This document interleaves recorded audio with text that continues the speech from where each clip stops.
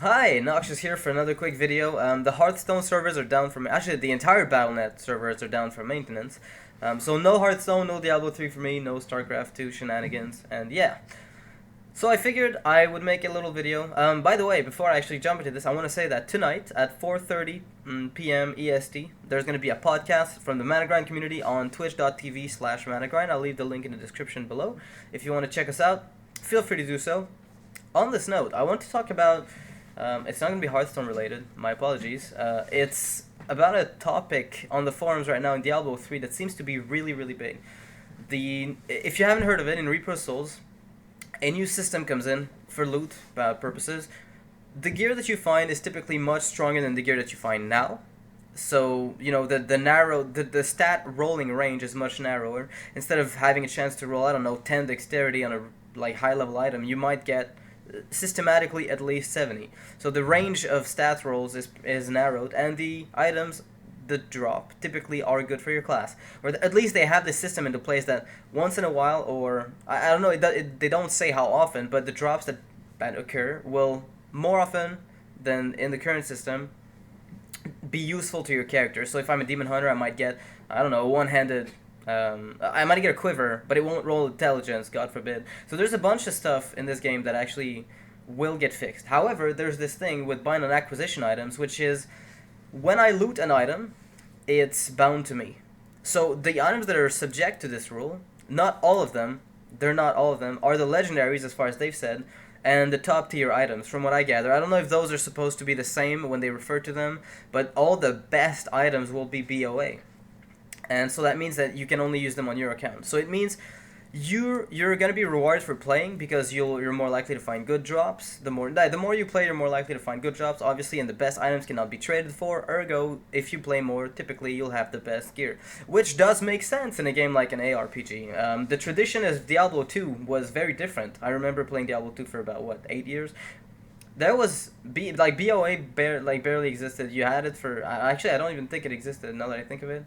I can't think of a single item that was BoA.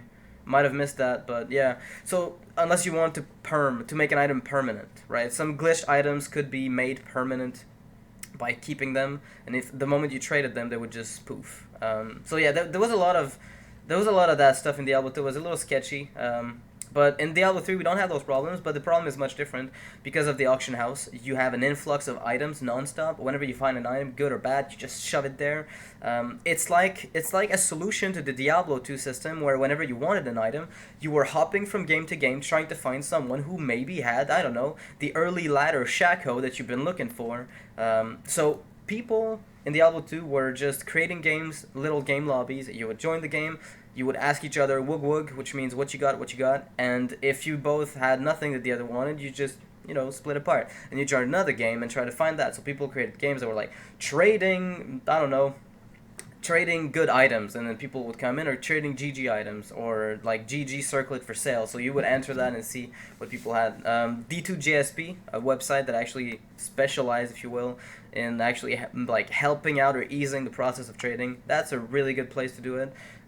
Was basically the actual platform on which people traded, and the Blizzard decided, screw that, let's not put in-game lobbies, but let's give everyone a trading platform. Apparently they like to trade, let's give them the auction house.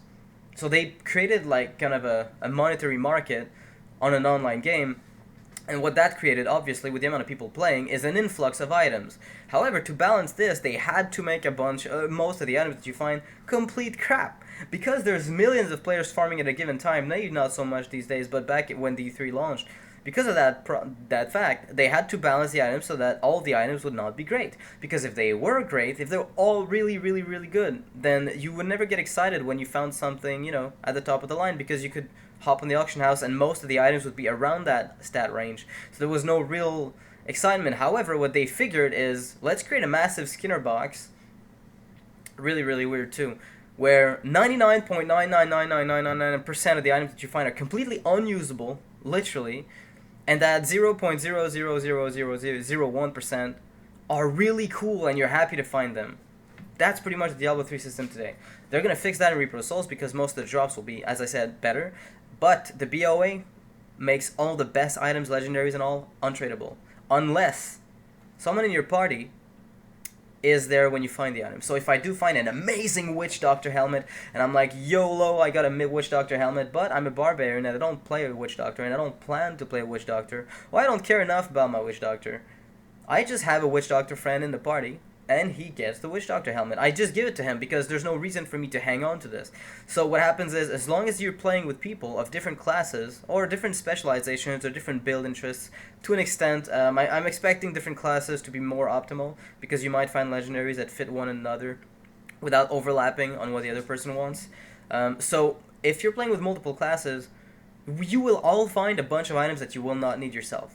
If you plan to gear up your barb to as sick as possible, you're going to play your barb mainly. So that intelligence item that you find, you don't really care for. So you drop it over to that wizard or witch doctor that's right next to you, and you're both happy. When you find something that's good for barbs, you kind of have to, that's the thing, you need to have people you trust, because you don't want them to just stick around and hoard the stuff that they have, or just salvage it, because then it sucks if they just keep the items to salvage it, as though that had more value, that small value had more value to them than you actually getting an upgrade. That would suck. But overall, I think it's cool that they straying away from the trading game. I love trading in D2. I love trading in Path of Exile. I loved trading in D3, like the actual D2 JSP thing.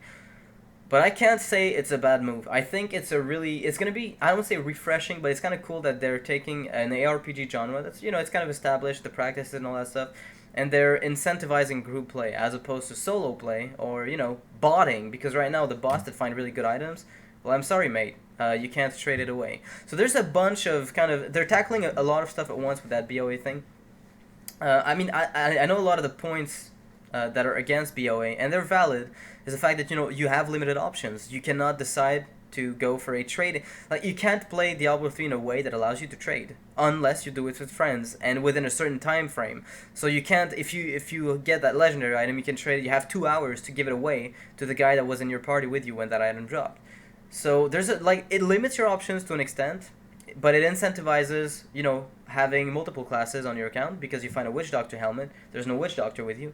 Oh, well, let me just roll a Witch Doctor and, go Locust Storm, because it's a cool build. And so all these things, I think, it's not going to be that bad. A lot of people are, I don't say whining is not the word, but I think deep down they're worried that it's going to take away from the ARPG genre. If anything, if Blizzard pulls it with the smart drops and the itemization, and the items are good to have, then that won't be a problem. However, if you run into the same issue that we have now, where items all suck and you don't care about all of them, then, the issue still remains, but that's the game issue. That's not so much a trading problem.